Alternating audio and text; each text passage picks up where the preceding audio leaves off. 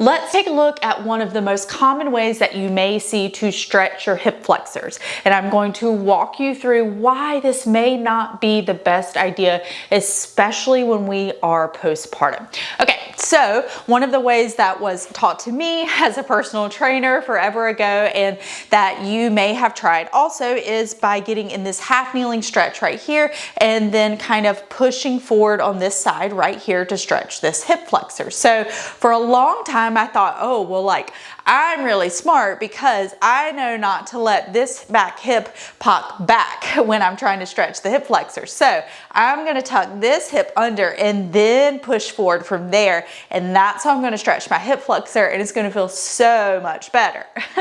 Sorry for the overly sarcastic voice, but it never gave me lasting relief. And here is why. Because my poor hip flexor wasn't the problem. It was the position of my pelvis and my rib cage, and my hip flexor, my psoas, was just trying to do its job, but on overtime. So think of it in this way, okay?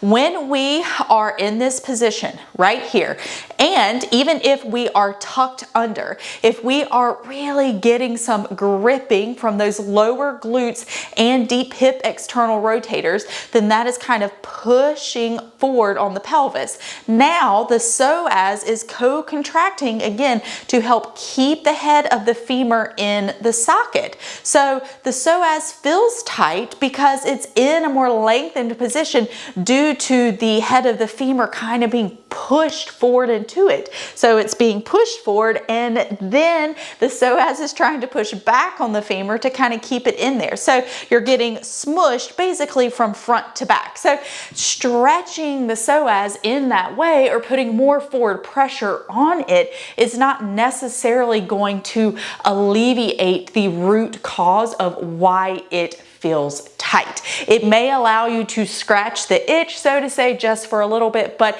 it is not going to provide lasting relief for a tight feeling psoas. The thing that provides lasting relief for a tight feeling psoas is making sure that we can get really great hamstrings, so especially those proximal hamstrings on board. We need to get great glutes on board, and we also need to get the TA or deep core on board. All of those things are working around the psoas to help support it so it doesn't have to work over time. Now, I am not telling you to never, ever, ever stretch your psoas.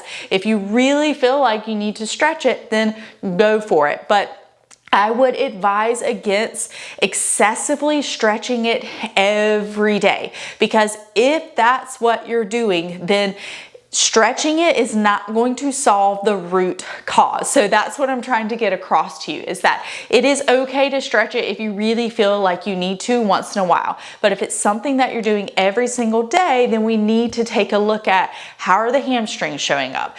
Are you able to actually get a good contraction in those low, deep TA muscles?